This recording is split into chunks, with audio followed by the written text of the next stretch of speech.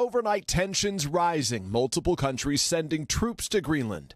Sweden and France joining military exercises there as Denmark, that controls the territory, announces it's stepping up its military presence. All seemingly a response to President Trump, who's not backing down from his repeated threats to take control of Greenland. Greenland is very important for the national security. The president's latest remarks follow a months-long pressure campaign, finally punctuated by a closed-door sit-down between Vice President J.D. Vance, Secretary of State Marco Rubio, and the foreign ministers of Denmark and its territory Greenland. The guests describing the meeting as frank and constructive, but no resolution. We therefore still have a fundamental disagreement, but we also agree to disagree. And therefore we will, however, continue to talk. Greenland is roughly 3 times the size of Texas, with a population of just about 57,000. The U.S. already has a base there that the vice president visited last year, with radar systems to serve as an early warning for potential attacks from Russia.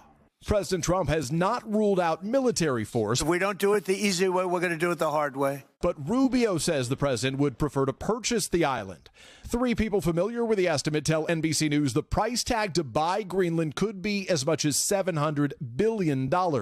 Overnight, the Interior Secretary, who'd previously posted a picture showing Greenland as part of the U.S., titled The New Interior Doubling Down. Think about Alaska, which we also purchased. These are like 2 bookends that protect North America.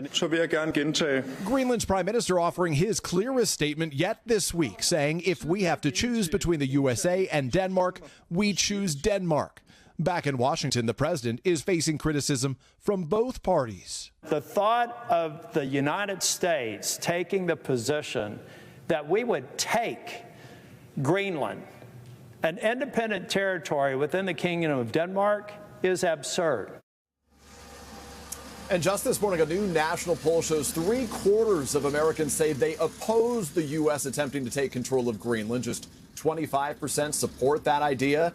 And just days after President Trump insisted that Greenland is at risk because Russian and Chinese warships are, in his words, all over the place, during his remarks here, the Danish foreign minister said they have not seen a Chinese warship there in a decade. Laura? All right, Peter Alexander, thank you.